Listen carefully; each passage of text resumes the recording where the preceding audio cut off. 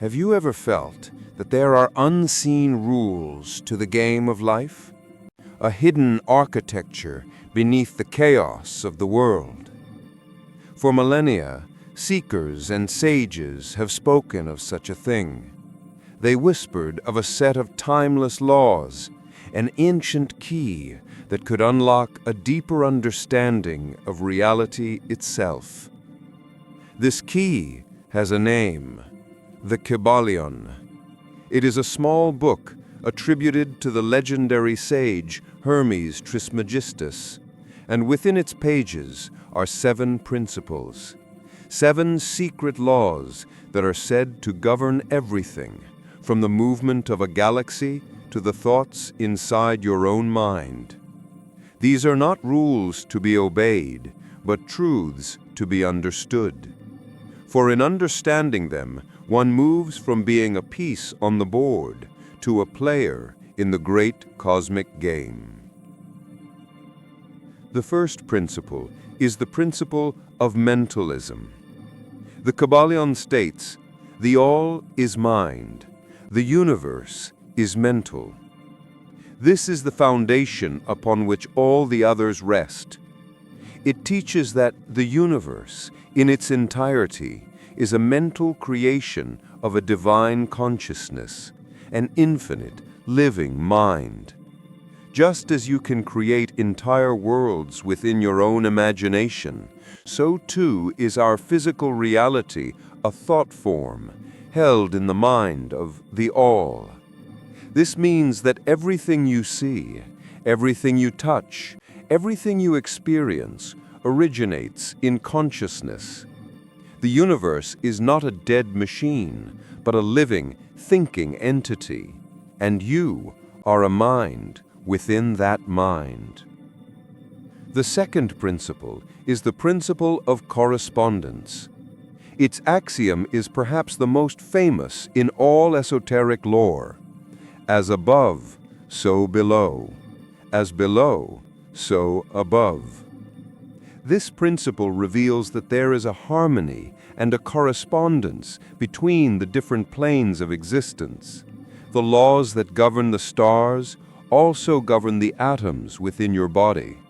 The patterns of a spiral galaxy are echoed in the shell of a snail.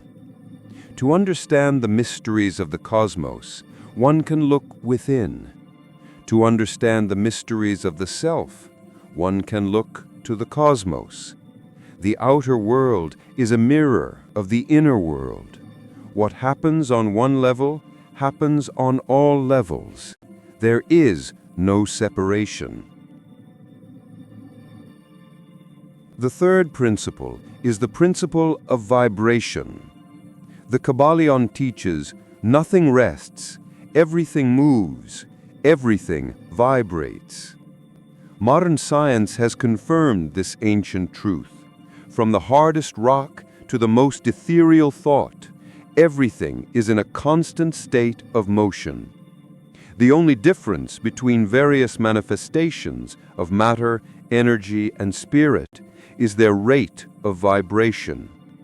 Spirit vibrates at an infinitely high frequency, while dense matter vibrates at a very low one.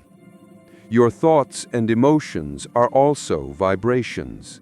A thought of fear vibrates at a low frequency. A thought of love vibrates at a high frequency. To change your reality, you must first learn to change your vibration.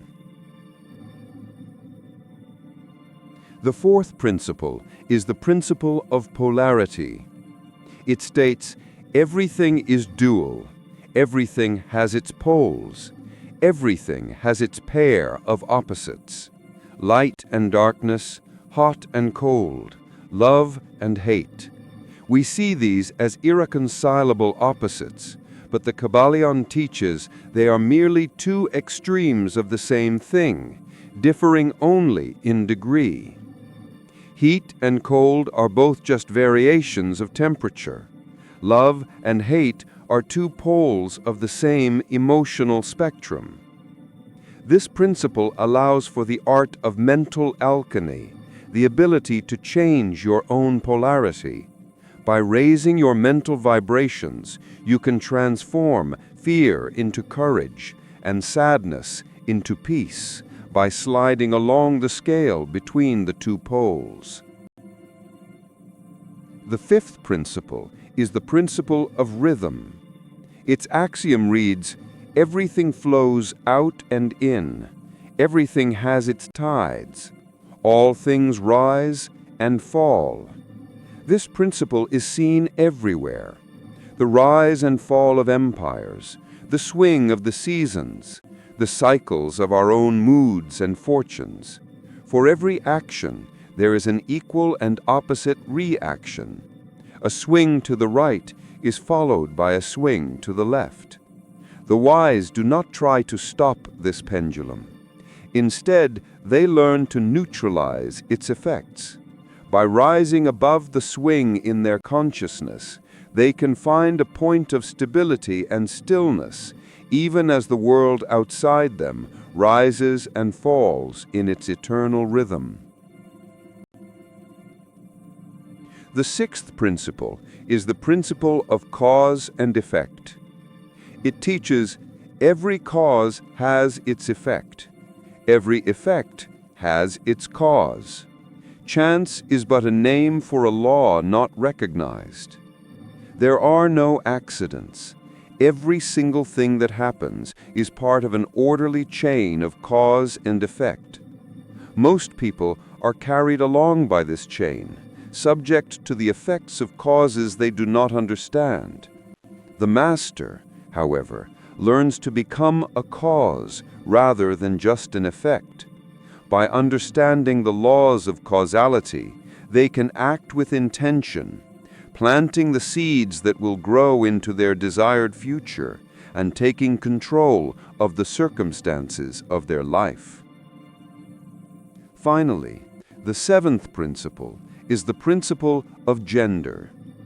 The Kybalion says, "Gender is in everything.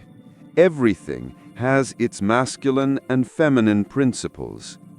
This is not about physical sex. It is about the two fundamental energies that create our universe.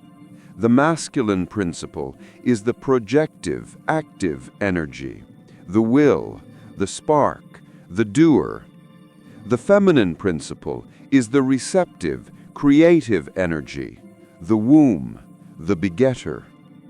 Nothing can be created without the interaction of both. A seed, the masculine, must be planted in fertile soil, the feminine, to grow.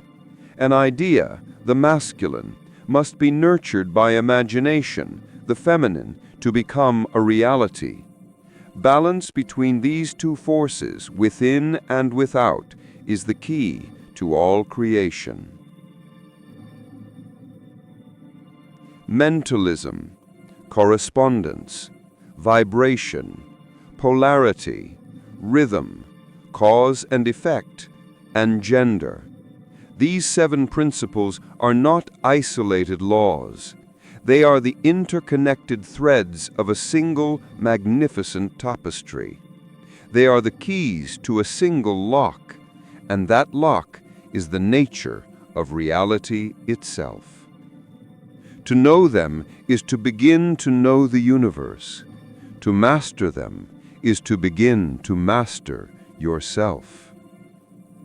As you go from this place, reflect on the world around you. See if you can perceive the rhythm in your own life, the polarity in your emotions, and the correspondence between your inner world and the outer one. Which of these principles resonates with you the most in this moment? Let us know in the inquiry below. If this exploration speaks to the seeker within you, subscribe and join us on the Starless Compass. For the journey inward is the only journey that truly takes us somewhere new.